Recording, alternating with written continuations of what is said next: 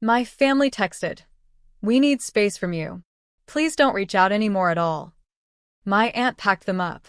I simply replied, "Of course, I'll cancel my direct deposits first thing." By midnight, the family, "My name is Natalie Carter, I'm 27. And if you think you know how this ends, stay tuned. What happens when the ones you've carried decide to cut the rope, only to realize the rope was keeping them afloat?" The message lit up my phone just after dinner. I reread it twice, the words cold, final, clinical. "We need space. Don't reach out anymore." For a second, the sting hit. The daughter they'd leaned on, erased in a few sentences. But then clarity swept in, fast and sharp. Because they had forgotten one detail. Every month, without fanfare, I had sent money, transfers labeled utilities, groceries, mortgage top-up. They never asked politely, they demanded. And I gave, because that's what family does. At least, that's what I told myself. So when the text came, I didn't beg. I didn't cry. I typed my reply with hands steady as stone. "Of course, I'll cancel my direct deposits first thing." And I hit send. The silence after was louder than any argument we'd ever had. By midnight, the family group chat, usually a mess of requests, complaints, and last-minute needs, had exploded. My aunt had already helped them pack, carting boxes into her minivan, whispering promises that they'd be fine without me. But deep down, I knew. They had built their comfort on my quiet sacrifice. And without it, midnight wasn't going to feel like freedom. It was going to feel like free fall.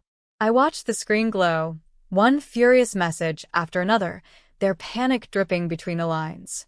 And I smiled, realizing something I should have learned years ago. When you stop feeding the hand that slaps you, it finally feels its own hunger. Mom's sobs filled the line, but they weren't the tears I'd spent my life waiting for. They weren't about me, they were about the image. "How this makes us look." Her voice shook, not with regret for forgetting me, but with panic that the world had noticed. "Elena," she said, "she always got my name wrong when she was flustered. Your father didn't mean it. You're twisting this online. Just take it down." I kept my tone even. I didn't twist anything. I wrote the truth. That's all. Her silence was a blade. By noon, the caption had spread beyond my circle. Friends left comments that felt like warm hands on my shoulders. "Rachel has carried everyone for years. Shame on them for forgetting. Your worth isn't defined by their silence." My phone buzzed nonstop with support, the validation I had begged for at that same dinner table now arriving from people who actually saw me. But then came the backlash. A text from my older brother. "Take it down. You're humiliating us. Family issues stay private." I stared at the words, laughed once, sharp and bitter, and replied, "So does gratitude. But you didn't keep that private." No response. For years, they had wrapped themselves in secrecy, shielding every slight and insult with family privacy. Now, their armor had cracked with one caption, and the world peered inside. That evening, I sat by my window, city lights flickering, and scrolled through the photo again. Their faces glowing under the chandelier, glasses lifted high, and me, blurred at the edge, unmentioned, invisible. Except now, invisibility had turned into visibility. Their omission had become my spotlight, and for the first time, they weren't in control of the narrative. I was. By Monday, the caption had grown legs. An aunt called, her voice hushed but sharp. "Rachel, sweetheart, why would you humiliate your parents like this? Everyone's talking. You know how hard they try." I pressed my forehead against the cool glass of my window, staring down at the streetlights. "They try for everyone else. Not me." She sighed, the way people do when they want you to shrink back into silence. Family matters should stay in the family. I almost laughed. That line again. Privacy had always been their shield, a way to erase my feelings while protecting their image. But privacy hadn't fed me when I skipped meals to pay rent. Privacy hadn't clapped for me at my art show. Privacy hadn't remembered my name in a Thanksgiving toast. When I hung up, I opened my phone. Dozens more messages waited. Colleagues who admired my work, friends who reminded me of my worth, even acquaintances who barely knew me but understood the sting of being invisible. One message stopped me cold. Sometimes the strongest person at the table is the one no one mentions. But they know. Trust me, they know. I let the words sink in. Maybe they did know. Maybe my parents' silence wasn't forgetfulness. Maybe it was willful. They had always elevated my siblings, praising their safe careers and conventional lives. My work didn't fit their mold, so they erased me. That night, Dad finally called. His voice was low, rough. Rachel, you need to apologize to your mother. She hasn't slept since your post. You've embarrassed us in front of everyone. I gripped the phone tight, my jaw clenched. No, Dad. You embarrassed yourselves. I just refused to cover it up. The silence that followed was heavier than his words. For the first time, he had no quick retort, no lecture. And that silence told me everything I needed to know. The silence from my father should have ended the call. But instead, he muttered, almost to himself, "You don't understand what you've done." I leaned back in my chair, staring at the ceiling. No, Dad. I finally understand exactly what I've done. I told the truth. By midweek, the caption wasn't just a post. It was a mirror. Friends kept resharing it with their own stories, being forgotten, dismissed, erased by the people meant to lift them. My words had become larger than me, and my family hated that. Mom left a string of voicemails, each one a mix of guilt and threat. Rachel, if you loved us, you'd take it down. Rachel, this is tearing the family apart. Rachel, you've made me look like a bad mother. I played them one by one, each message confirming the truth I had known all along. It wasn't about me, it never was. It was about how they looked, how their carefully polished image was cracking. On Thursday, my younger sister sent a text. "Congrats on being the drama queen again. You love attention, don't you?" I typed slowly, carefully. No. I love respect. They gave you speeches. They gave me silence. No reply came. That evening, I walked past my parents' house. Through the curtains, I could see them pacing, arguing, their voices muffled but heated. For once, they weren't united. For once, I had disrupted their perfect narrative. I pulled out my phone and snapped another photo, not of them, but of myself, standing in the glow of a streetlight, independent and unashamed. I posted it with a new caption. Respect isn't a favor. It's a right. And when it's withheld, silence becomes a weapon. The likes and comments rolled in again, a flood of validation stronger than any Thanksgiving toast could offer. And as the night deepened, I felt something shift. For years, I had begged to be seen. Now, their refusal to see me had made me visible to everyone else. They couldn't erase me anymore. I had carved my name into the silence. By the weekend, I could feel the cracks widening in our family's perfect facade. Relatives who rarely spoke to me began sending quiet messages. "I saw your post, Rachel. You're right. They've always overlooked you." Others reached out with cautious sympathy, tiptoeing between truth and loyalty. The ones who stayed silent told me the most. Silence meant agreement, even if they didn't have the courage to say it aloud. Meanwhile, Mom's calls shifted from sobbing to sharpness. "Do you realize how selfish you sound? Your siblings are furious. You've humiliated us in front of everyone." Her words were fire meant to burn me back into silence. But instead, I felt stronger. "I didn't humiliate you," I replied flatly.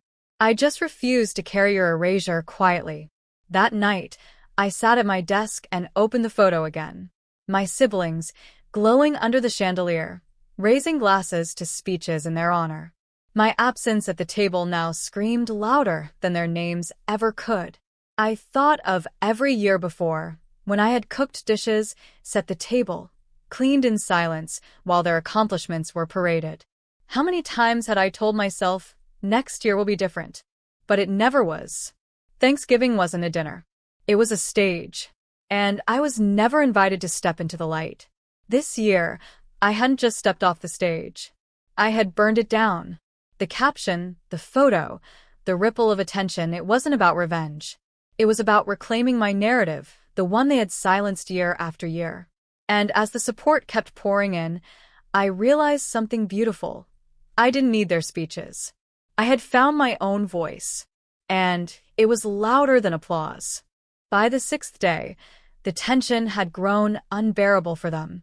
Dad left a terse voicemail this time, stripped of his usual authority. "Rachel, just come home. We'll talk about it at the table." Enough of this nonsense. The irony stung. He wanted me back at the same table where I had been invisible, the same table where every speech had skipped me like I wasn't even breathing. Now, suddenly, my absence mattered. But I wasn't rushing back to fill a chair. Instead, I poured my energy into work. My boss had seen the viral caption, not the family drama, just the strength in my words, and offered me a new project lead. My colleagues congratulated me, their respect evident, their support genuine. Recognition from strangers and co-workers felt richer than any crumb my parents had withheld. That evening, Mom sent a final text. "Rachel, this is breaking us. Take it down, please. For your father. For me." I stared at it for a long time. Then I typed back, "It's not the caption that broke us. It's every year you pretended I wasn't worthy." Her reply never came. Later that night, I sat on my balcony, city lights flickering like scattered stars, and thought about the strange beauty of it all. One photo, one caption. Years of silence cracked open like a fault line. My family had wanted me invisible, but their refusal to see me had amplified my voice. I pulled out my journal and wrote a single sentence across the page. "Silence has teeth." And I realized maybe this wasn't just about Thanksgiving. Maybe it was about every room I'd been overlooked in, every conversation I'd been excluded from, every speech I had waited for that never came. For the first time, I didn't feel like the forgotten sibling. I felt like the truth teller. And truth, once spoken, doesn't return quietly to the shadows. The following Sunday, the whispers turned into open fractures. At church, neighbors approached my parents, their voices low, curious. "We saw Rachel's post. Is everything all right?" My mom forced a smile that didn't reach her eyes. Dad's jaw stayed tight. They hated it, being questioned, being seen as less than perfect. Meanwhile, my siblings seethed. My brother sent me a string of texts. "You've ruined Thanksgiving for everyone. You thrive on drama. Congrats." My sister chimed in too. "You could have just talked to us. Instead, you embarrassed the family." I didn't reply, because they weren't angry that I lied. They were angry that I told the truth where people could hear it. That afternoon, I walked through a gallery downtown, staring at paintings bathed in light. My own work hung in the corner, small, understated, but mine. A stranger paused in front of it, studying it carefully, then whispered, "This one feels honest." It was enough. More than any speech could ever give me. By evening, another message came from Dad. Short, clipped. "Rachel, if you want back in this family, you'll need to apologize." Apologize. The word sat bitter in my chest. Apologize for existing? For noticing my erasure? For finally giving voice to years of silence? I typed my reply slowly, each word deliberate. "I won't apologize for telling the truth. Respect isn't conditional. Either you see me or you don't, but I won't disappear again." No response. Only the sound of my own heartbeat steady and sure. I looked at the photo once more, that Thanksgiving table, the glow of laughter, their glasses raised without me. And I realized it wasn't just a memory of exclusion. It was proof of transformation. They had tried to erase me, but I had written myself back into the story. And this time, the spotlight wasn't theirs to control. Thanksgiving had passed, but the echoes lingered. My parents' house, once a stage for polished speeches, now sat under a cloud of whispers they couldn't silence. My siblings carried the weight of questions from friends and neighbors, their perfect image tarnished by the very omission they thought would keep me small. And me? I walked lighter. In my apartment, the walls glowed with the warmth of new beginnings, canvases leaning against corners, projects stacked neatly, proof of a life I had built without their approval. For once, I didn't crave a toast in my honor. I had learned that respect built on conditions isn't respect at all. One evening, I lit a candle, the flame flickering across the photo that started it all. Their faces frozen mid-laughter, their glasses raised, my absence captured forever. A scar and a victory, all in one frame. My phone buzzed with another message from Mom. This one wasn't anger, or denial, or begging. Just 5 words. We never meant to hurt you. I stared at it for a long time. Maybe they hadn't meant to. Maybe they had. But intention no longer mattered. What mattered was that I had stopped waiting for their recognition. I set the phone aside and whispered to myself, I see me, and that's enough. Outside, the city shimmered, unbothered, endless. I stepped onto my balcony, the wind brushing against my skin, carrying away the weight of years I had carried alone. Thanksgiving had taught me something my parents never could. Invisibility is only possible if you agree to stay unseen. And I had chosen differently. I had turned silence into speech, absence into presence, erasure into legacy. Not through their words, through mine.